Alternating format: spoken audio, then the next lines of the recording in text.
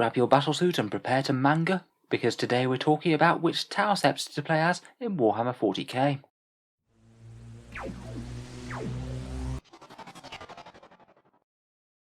Hello and welcome back to Auspex Tactics, the strategy-focused 40k channel, where today we're going to be going through each and every Tau Sept, a little bit of the lore behind each, and how they perform on the tabletop in-game. Tau certainly are an army that is struggling more at the moment.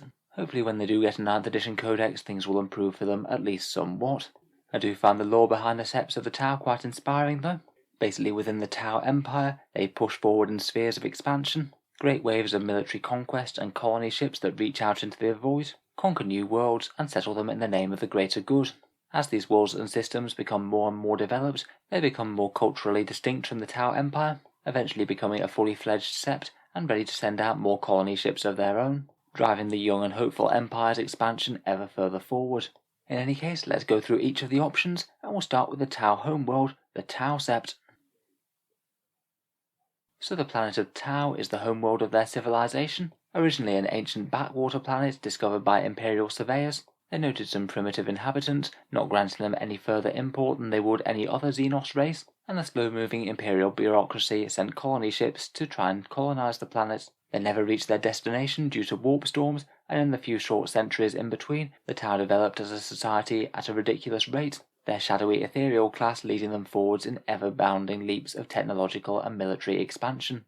By the time the Tau were next encountered, they had become a fully fledged technologically advanced galactic civilization, and the homeworld had become their largest Sept in the Empire. They are famed for their large number of disciplined fire warriors, and their hunter cadres are capable of enormous coordination, repelling enemy forces and focusing fire on the greatest threats. Commander Shadowsun herself hails from the Tau Sept, and she's quite an asset on the battlefield, being able to call Kauyon multiple times and giving the core of the force some remarkable firepower with which to obliterate the enemy in the first couple of turns. Certainly a good reason to go Tau, though she does have the Supreme Commander keyword, meaning that you can take her in any Sept. The Tau of the homeworld also get another couple of special characters. They have access to Long Strike and its ballistic skill 2+ Hammerhead. If you are fielding Hammerhead tanks, then it's a really good choice, seeing as he buffs the ballistic skill of nearby Hammerheads as well. There's Dark Strider, who's a pretty handy character to have around alongside an infantry battle line. He can allow you to fall back and shoot with fire warriors, which is quite a nice thing to have around for the Tau Empire, as they're generally not going to want to hang around in combat. And there's Ormvar, the Space Pope. He's basically a boosted ethereal, where you can use 2 of the different invocations of the elements rather than 1, and he gives an army-wide leadership buff to the Tau as well. Having quite so many of the special characters is certainly one of the other draws to the Tau Sept. Otherwise, in-game, the Tau Sept really show off their unified firepower. They get to overwatch on 5s, which means that a Tau castle can be really quite intimidating to charge, when you can potentially have quite a lot of scary units, all obliterating charging enemies with very accurate overwatch. It means that for some armies you just can't afford to charge a Tau castle, as you can be pretty certain you're going to be losing the unit that was going to do the charging. They also have a fairly expensive 3 command point stratagem called Focused Fire, that allows you to focus on one enemy target and get +1 to wound on it. A little bit on the pricey side, but if you do absolutely have to obliterate one enemy target, it could well be worth it if you can focus a lot of your army on it. In combination with the accuracy boost that you can get from Kauyon and Markalites, it does mean that target is almost certainly going to die. Finally, they have a Warlord trait that's a 5+ feel no pain against mortal wounds, and their relic is a jump shoot jump battlesuit commander, potentially allowing them to pop up, shoot, and then retreat out of line of sight. Really though, I think that the main attraction to the Sept is the 5+ overwatch. It just works so well with their greater good rule, and I would say that it makes the Tau Sept one of the stronger choices as they go for Tau. Moving on, we come to the Tau of Bork'an. This one's a Sept with a high proportion of Earth caste in their ranks. Bork'an are famed for their scientists and builders, pushing the Tau field of knowledge ever further, and constantly fielding warriors with experimental weapons and field testing new prototypes. Their Sept world of Bork'an was originally the homeworld of a Xenos race called the Pok'Troon.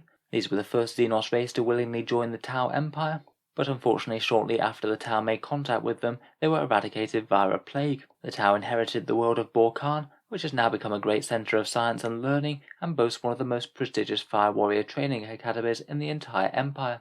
In-game, Bork'an's superiority with weapons gives them a +6-inch range to their rapid-fire and heavy weapons. Not too bad for a little bit of extra flexibility on the faction that revolves around annihilating the enemy at range. It is a bit of a shame that assault weapons aren't included with this. It would probably be most useful on things like fusion blasters or burst cannons if they could take it. Their stratagem's a bit of a weak and weird one, to be honest. 1 command point to reroll the number of attacks on multi-shot weapons. A bit strange really, seeing as you can achieve the same effect with a command reroll, though I guess it does mean that you could use 2 command rerolls in your shooting phase if you needed to.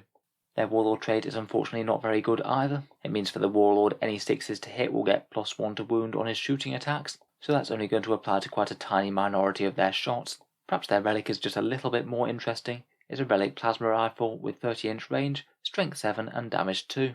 Still not particularly outstanding though, I think. Overall, as the Septs go, I think the Bork'an are one of the weaker ones. The +6-inch range is quite nice and quite generically useful, but everything else is just a bit lackluster. I do quite like their theme of technology and innovation though. Experimental weapons do sound like good fun. Next up we come to the Sakir Sept. Sakir are a particularly highly militarized Sept with far more firecast warriors compared with the earth, water or air cast. Part of this stems from the planet's initial colonization. The world of Sakir was overrun by voracious predators when the Tau Empire first encountered it, and it needed to have many years of brutal clearing by the Tau fire warriors before colonists from the other castes would deem it safe to venture over. By now though, Sakir is a hot and densely populated world, and it produced more fleets than any other for the second sphere of expansion.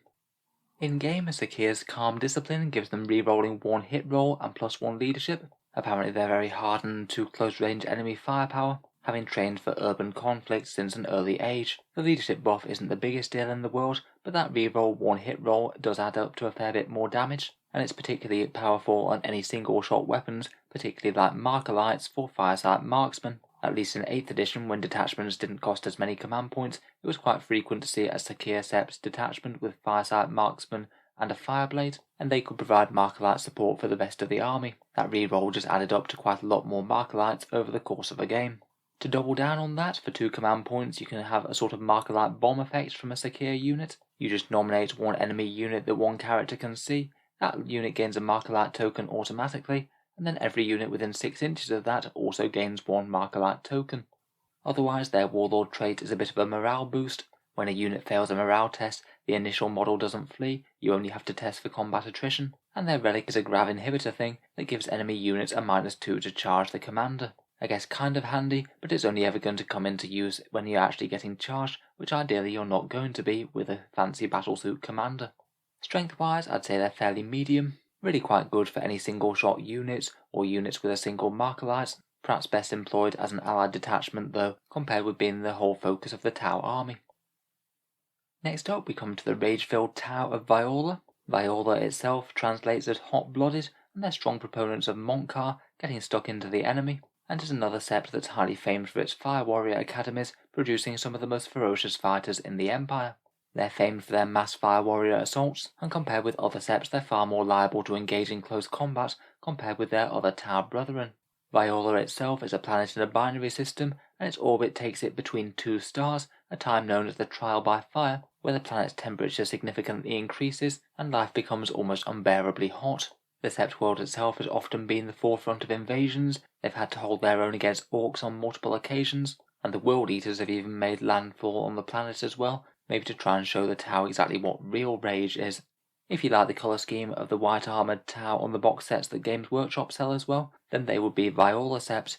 I wasn't actually aware of this myself for quite a long time. I thought it was an alternative colour scheme for the Tau of the main homeworld. It is kind of interesting that when they re-released the Tau, they basically changed the default colour scheme from the ochre and white scheme of the Tau homeworld to the white and red scheme of Vior'la. Vior'la also have their own unique character in Ornshi, the close combat ethereal with the Honour Blade. He's a pretty reasonable choice as an alternative. If you're not wanting to take any specific Warlord traits or relics on an ethereal, it costs the exact same points, and is a bit tougher with a 4+ invul save, and does a bit better in melee. In-game, Vior'la's aggression means that they can advance and shoot with no penalty, and they can also fire rapid-fire weapons as if they were assault weapons when they advance. It means that any battlesuits armed with things like burst cannons, fusion guns, or most of their other weapons can get around really quite quickly, and the extra mobility certainly can add up to the battlesuits staying a bit safer, or having a much bigger choice of targets due to being in range of more things. They have a 2 command point stratagem for infantry, allowing them to fire twice against the closest unit, and that actually can add up to a fair bit of damage with a strike squad or breacher team. 2 CP isn't that bad for a whole other barrage of pulse fire. Their warlord trait's okay, giving you an extra command point and a 9-inch aura for their character buffing abilities, and their relic is quite good too. It's a relic flamer, strength 6, AP -1 and damage 2. I wouldn't say it's exactly going to change the world, but it's not a bad pickup and can be quite scary in Overwatch.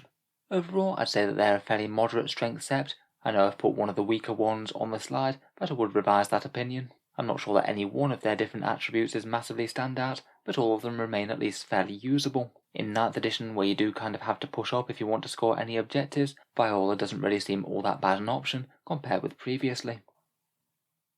Next up we have the Dal'yth Sept, hailing from their Sept world of Dal'yth, a rich and forested planet, giving rise to the Sept's camouflage scheme of bright green.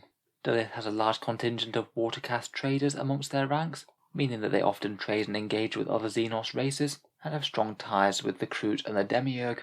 They were notably the birthplace of Commander Puretide, perhaps the greatest Tau general that's ever lived. They prefer to be a bit more wily and employ trickery such as stealth suits and ghost kills on the battlefield, and they're also the world where the Damocles Gulf Crusade ran aground, the world on which some of the greatest Imperial might dashed itself on the high technology firepower of the Tau Empire. To represent their advanced camouflage techniques, their Sept's trait will give them light cover if they have not moved. It's not a bad durability buff, but in 9th edition and 40k in general, you are typically going to want to be moving around. You need to be hiding from the enemy, getting in range, or moving up to objectives. It's not too bad for a few gunline units, but really it isn't all that helpful. Perhaps the best thing that the Sept has to offer is their stratagem Strike and Fade. For 1 command point you can move after you've shot, allowing you some nice extra mobility. It might allow you to fire and then get back out of line of sight and become safe again, or maybe just even eke out a little bit of mobility, maybe getting an OBSEC unit onto an objective. Otherwise, their warlord trait allows alien auxiliaries nearby to get there for the greater good ability, and their relic will give their commander a -1 to hit. Overall, aside from that stratagem, I don't really think Dal'yth are all that great really. They haven't really been seen in competitive lists all the time when Tau was strong in 8th edition, and I don't think that really all that much has changed in 9th. I feel like they kind of nearly get there, maybe could be one to watch when the new Tau Codex rolls round. Lastly, for the major Tau factions, we have the Farsight Enclaves. They're not really a Sept world, as they've kind of succeeded from the Tau Empire. Commander Farsight was one of Puretide's students and hailed as one of the greatest generals of the Empire, leading a great expedition against the Orcs of the Damocles Gulf and brutally pushing back the Greenskins with close range and unorthodox tactics. During the fighting, the Ethereals on the expedition were all killed, and rather than returning to request more Ethereals or wait for them to catch up with him, Commander Farsight chose to ignore that and push ever forward into the Greenskins' territory. During the fighting, Farsight also acquired a blade of mysterious origin, potentially tainted with chaos, and some say that it's this blade that gives him his extraordinarily long life and his independence of thought from the Tau Empire's Ethereals. The Enclaves themselves are heavily fortified worlds. By necessity, they're very self-reliant, and typically employ large numbers of fire warriors and crisis suits when it comes to military action. They embody the philosophy of Mont'ka, striking fast and hard to destroy the enemy before they can be destroyed themselves, generally engaging the foe at brutal close range or even in melee combat. Farsight himself certainly exemplifies this. His Dawn Blade strikes with a mighty strength 8 and AP -4, and as a genius of Mont'ka he can call it twice within one game. Since the Psychic Awakening books, the rules for the Farsight Enclaves were massively expanded. They have more rules and options than any of the other Septs by far. Their base trait is quite good. They get to have the effect of 1 extra Markerite token whenever they attack something within 12 inches, and they also get to reroll wound rolls of 1 against anything within 6 inches. When they're up close and personal, that means they'll be rerolling 1s to hit and wounds. They've got a number of really good damage dealing strats, including a veteran cadre of battlesuits that will hit on 3s, and they can give a big unit of battlesuits a 5+ feel no pain as well. On top of that, they have the choice of 4 different relics and warlord traits, including one that's called Aggressive Tactician for a 12-inch range on their Mont'ka rule, and they've got some nice fusion blades as one of their relics, and a unique talisman that can allow them to deny psychic powers. Putting this all together, I'd say that the Farsight Enclaves are perhaps one of the strongest of the Tau Septs right now. Their close-range aggressive playstyle, plus having a lot more options, really just puts them head and shoulders above the rest.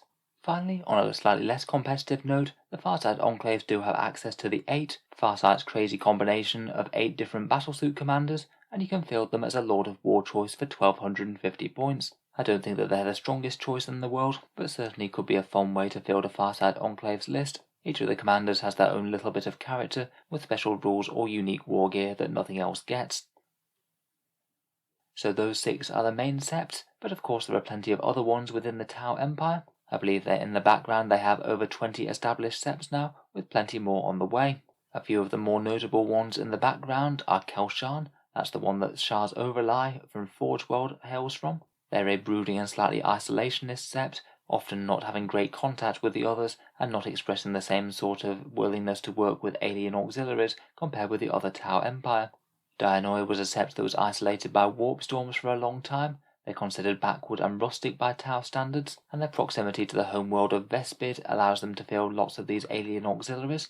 And Ortal is a more peaceable Sept near the centre of the Empire, their homeworld being a verdant world guarded by extensive orbital arrays, and is often chosen as a place to retirement when veteran heroes are no longer able to serve their empire. The wisdom of these great commanders rubs off on the Septs military, and their battlefield commanders are legendary.